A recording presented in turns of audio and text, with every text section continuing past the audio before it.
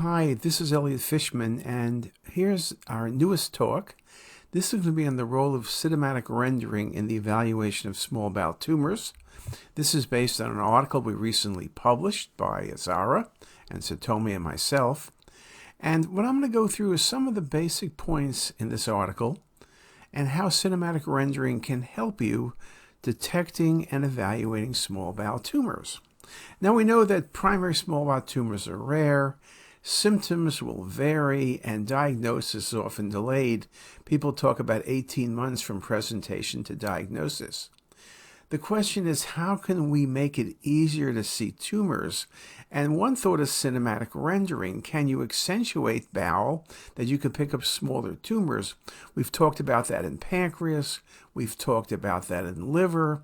We've talked about kidneys. And what we'll do in this article and in this talk is basically show you a range of small bowel tumors, from adenocarcinoma to carcinoid to GIST tumors and lymphoma, and show you how we think that cinematic rendering may be helpful for us.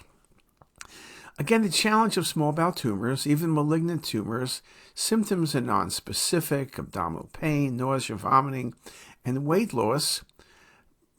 And when patients get scans, people look at pancreas, they look at liver, but maybe they don't look as carefully at the small bowel as they should.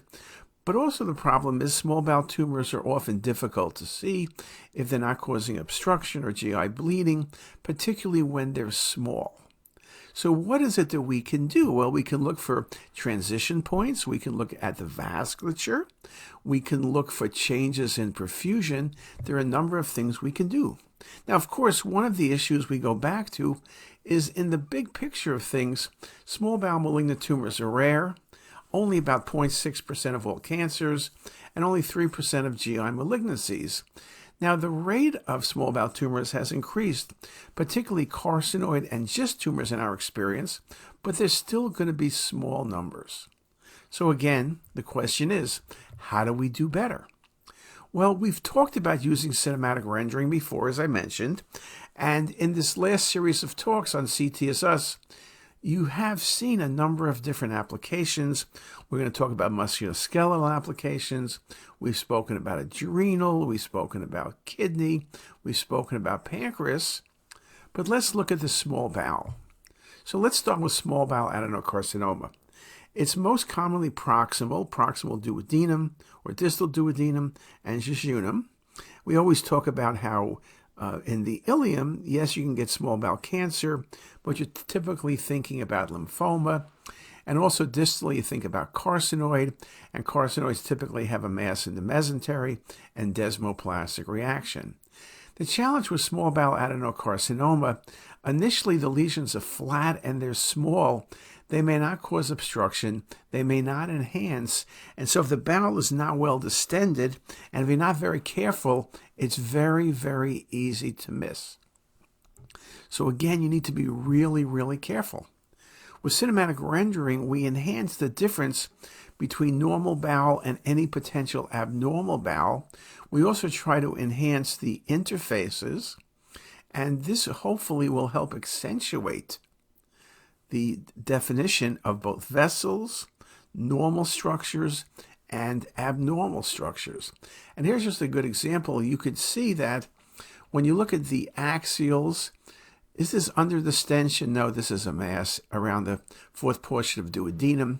You can see on the coronals that it's really from the second portion of duodenum really to jejunum, but that's better seen on the cinematic.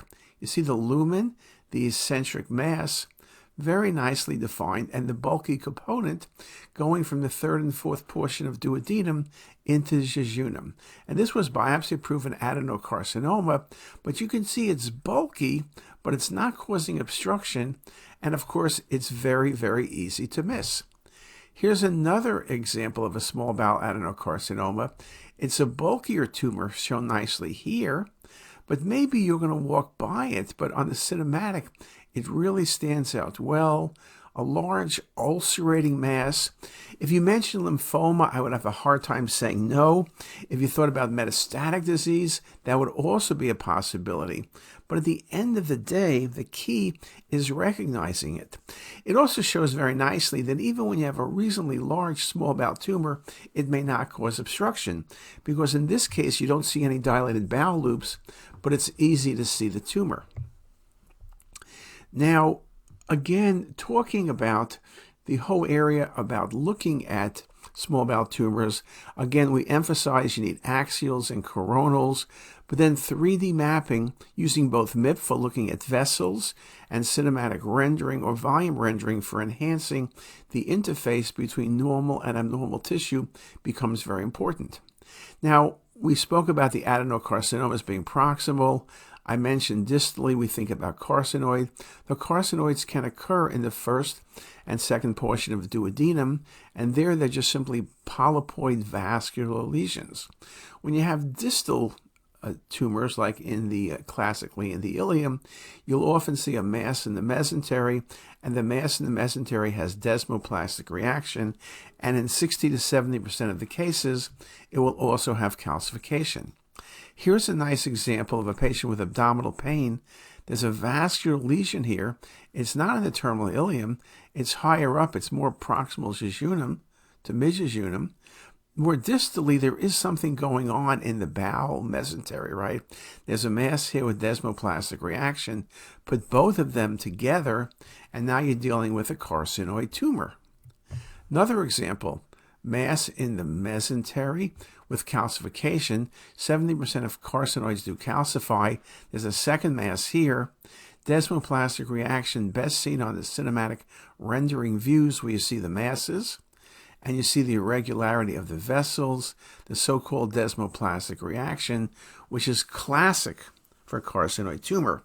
Now, you can get mesenteric masses like from sclerosing mesenteritis that calcify also in the 60 to 70% range.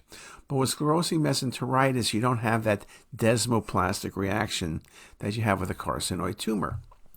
Now, we talk about GIST tumor. When I speak about GIST, usually I'm speaking about the stomach, but they can occur in the esophagus, the stomach, the small bowel, or the large bowel. When they occur in the small bowel, sometimes they occur in the duodenum, and it's hard to distinguish them from pancreatic cancer at times because they can be very vascular, and you have the differential of pancreatic adenocarcinoma, or even sometimes a neuroendocrine tumor, carcinoid tumor, and a GIST tumor.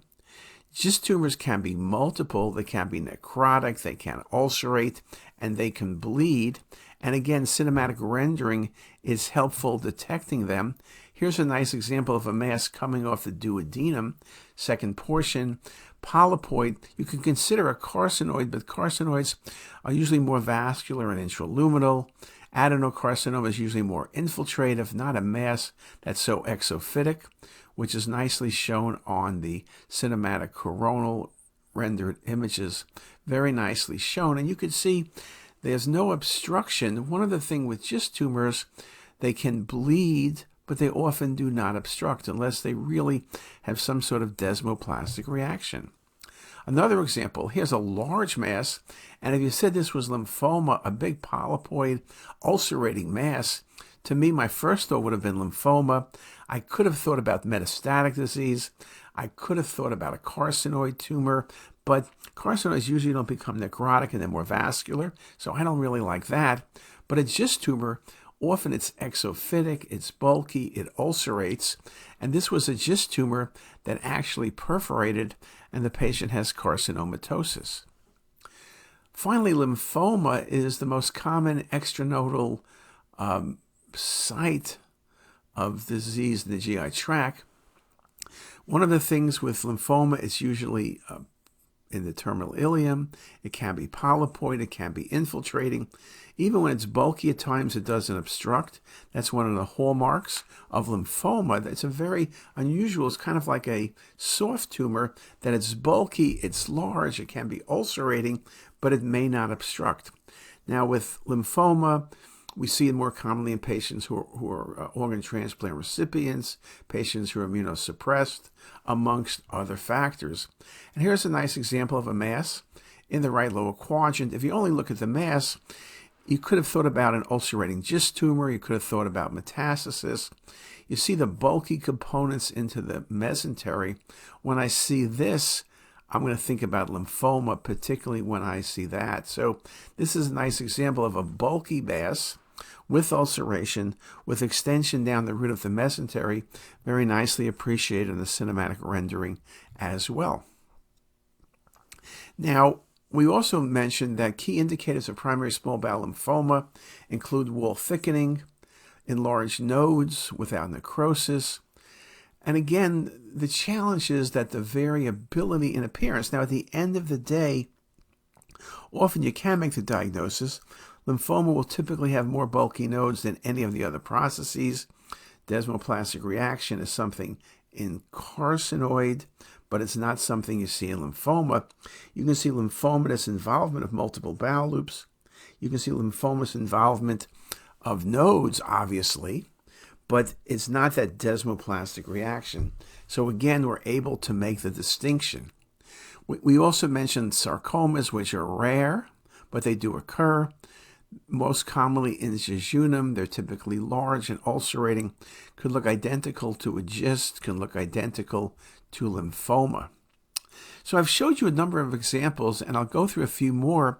But again, you could see how the cinematic rendering, I would say at this point, doesn't replace classic axial or coronal imaging, but it does enhance it because CR can sharply define the mass, highlight its consistency, and provide superior visualization of mucosal involvement, but also vascular involvement, and can be used very well for preoperative planning.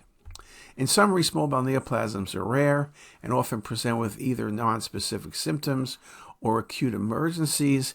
It's often a challenging diagnosis. Tumors are often missed because they can be small or because they may be hard to see, or you may have some dilated bowel loops and you don't appreciate it. But again, careful analysis of the data set, both on axial and coronal, and with 3D mapping, can prove to be very helpful. Now again, I asked the question about what about small bowel tumors to Gemini, and it actually summarized this article. The study investigates how cinematic rendering, a sophisticated 3D reconstruction technique, improves the visualization and diagnosis of primary small bowel malignancies compared to standard CT. It mentions the advantages, which I've covered with you: photorealistic depth, texture detail, and can be used for surgical planning. Again, beyond just making the diagnosis, staging correctly, staging and thinking about preoperative planning, whether it's surgery or other therapies, and then as part of the follow-up process. And with that, I'll stop there, and thank you for your attention.